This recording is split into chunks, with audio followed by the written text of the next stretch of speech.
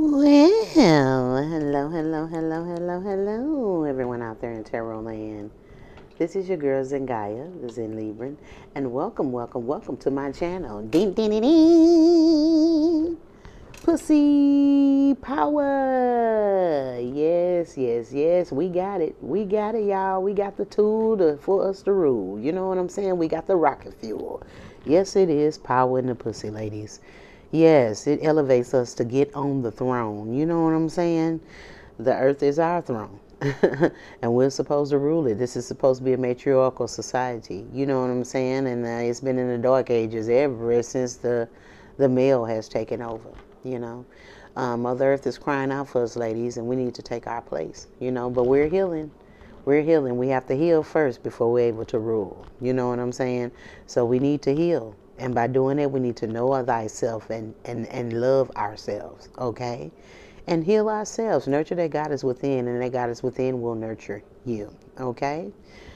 It's time for us to work the word magic, y'all. It's time for us to strengthen our third eye. These are exercises for the third eye. I love to do that on this channel because I want to strengthen the third eye of the divine feminine. Let her know the power that she possesses. That third eye is a muscle. And just like any other muscle, it needs to be exercised, okay?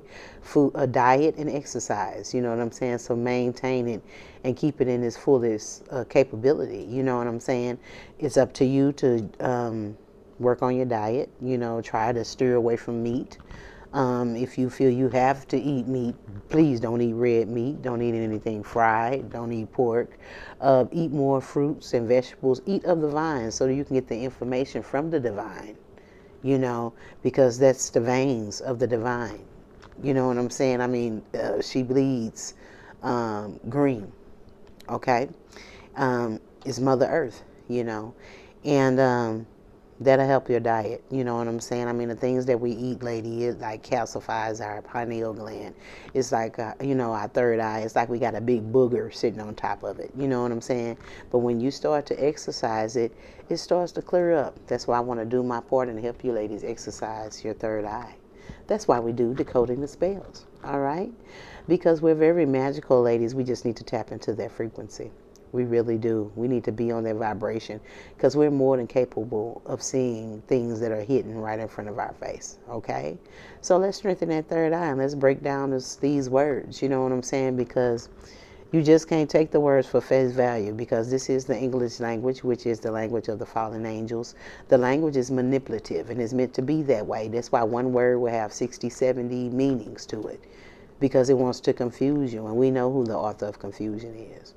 So it's not enough just to see the exoteric, which is from what everybody's going to see on the outside. You need to see the esoteric, which only a small group of people will see. You know what I'm saying? And us being seers, ladies, using our third eye and tap into our spirituality, we will be able to see. Okay? All right, so let's work some word magic. And the word we're breaking down today is Detroit. Detroit. It was an unusual name, wasn't it, ladies? The powers that be. Okay, they do not just name things just to be naming them. There's meaning behind these words, and the smallest words, when you break it down and you get the meaning, I mean, it would astound you. You'll be like, but yeah, like I just broke down Chicago, and you see why Chicago what it is. You know what I'm saying? That's why they named it that. You know what I'm saying? So look at Chicago and how I broke that down, and you will see. You know what I'm saying? And that's why we get these unusual names like the Chicago and Detroit, because it's syllables put together for a meaning, ladies. You know what I'm saying? And we need to break it down, okay? Don't just see the word Detroit and be like, oh, that's a city, okay? But okay, what does the name Detroit mean? Let's get some understanding of the word, okay? All right, let's break it down, y'all. Let's break it down. The first part of the word, D-E-T-R, I just kept the D, the E, the T, and I just entered a E in between the T and the R, okay? And made it deter, okay? Like with the vowels, we can take them out or put them in. It all depends on how you want to work your word magic, because what? Vowels never existed in our language anyway. Like if you took out the E's, you'll see DTR. You know what I'm saying? And you put the E's in there to get a broader meaning of it when you break it down. Okay? So let's break it down. Deter. Deter means to discourage from doing something by instilling doubt or fear. Okay? Deter means to discourage from doing something by instilling doubt or fear. Okay? That's what deter means. Okay? Let's go to the second part of the word, Deroit. Okay? I just switched the I and the O around. You know, we could substitute them, switch one out for another one because they never existed. And I made Roit, riot. Okay? Then I went further down and I kept the I. And I just took out the O this time because we can take them out or put them in because they never existed. Kept the T and I just added an E on the end. Okay? Because we can do that because vowels never existed. Okay? And I made riot, right. Okay?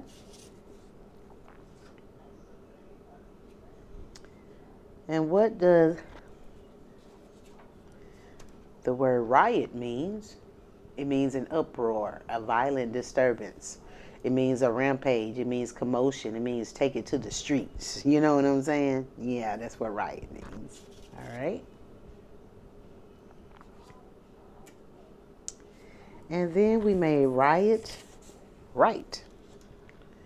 Now, what is right? Right is a ritual or a procedure in accordance to prescribed rule or custom. Okay? So this is a ritual. A ritual is something that you customarily do. Okay? It's a procedure that is in accordance to something somebody told you to do. It's a rule or a custom for you to do this. This is something you do customarily, usual, you do all the time because you were told to do this. Okay? You were told to do this. All right? That's what right means. All right? So let's put them together and we're going to get the meaning of Detroit. Okay?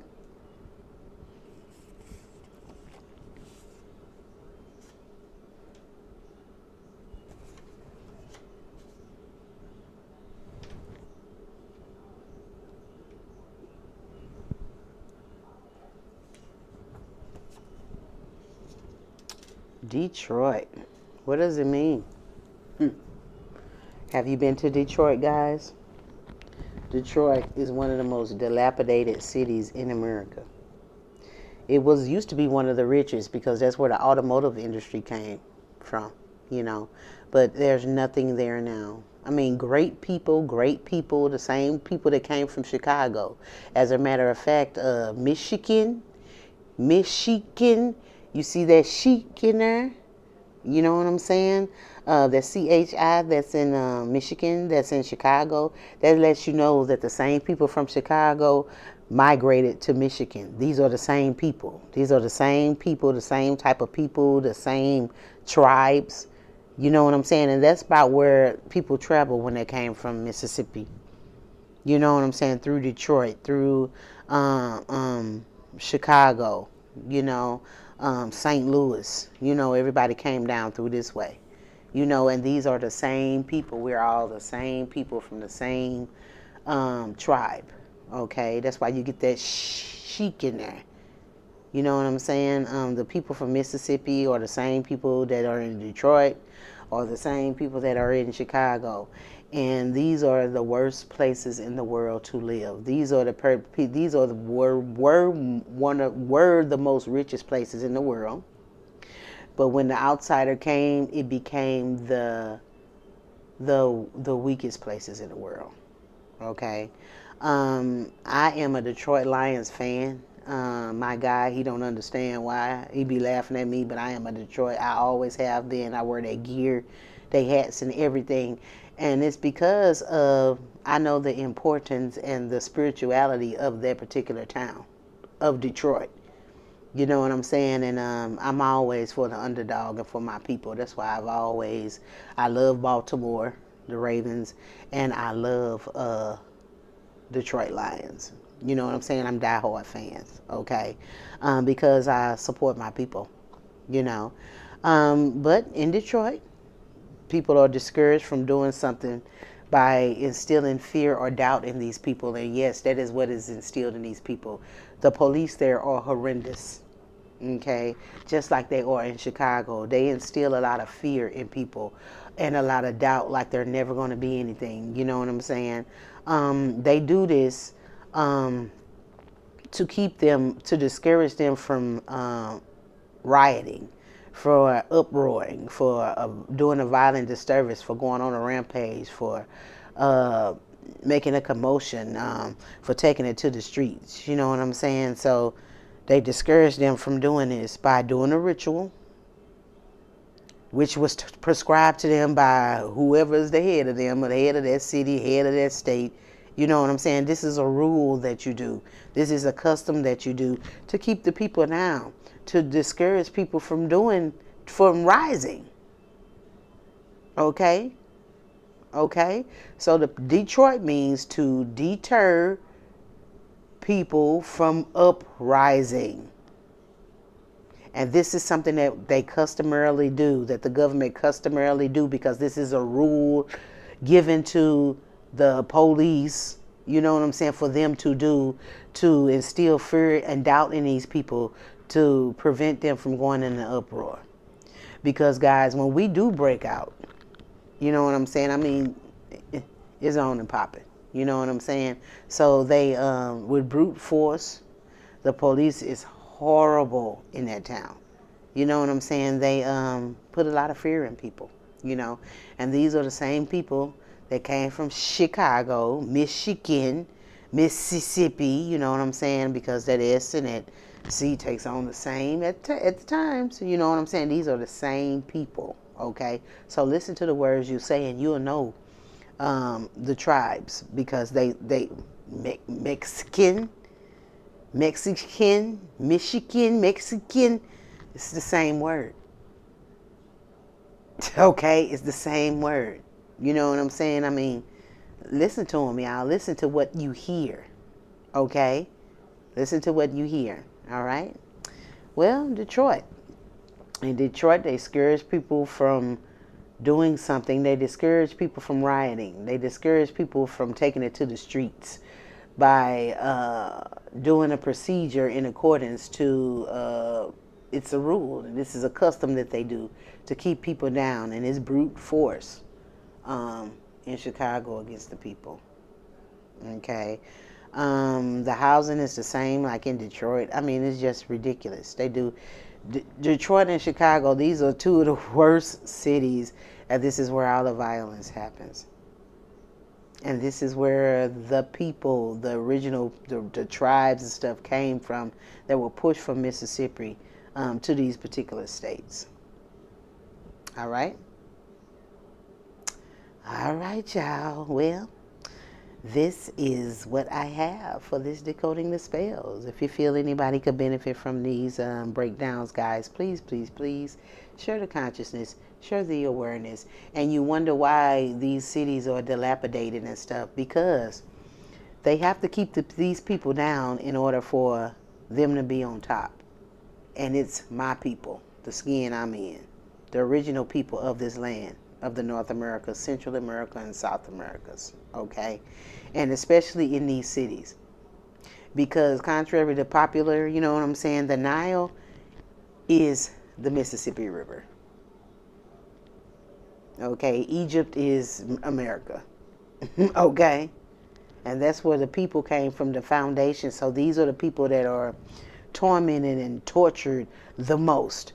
People from Mississippi, Detroit, Chicago, you know what I'm saying? And that's why the cities are like they are. They mean to do this, to keep the people down. Okay? All right, y'all. I love y'all. And I will see y'all on the next Decoding the Spells. Y'all be easy and share these videos because they're so intriguing and educational. I mean, if I wasn't doing this and somebody else had a channel breaking these words down, this would be so interesting to me.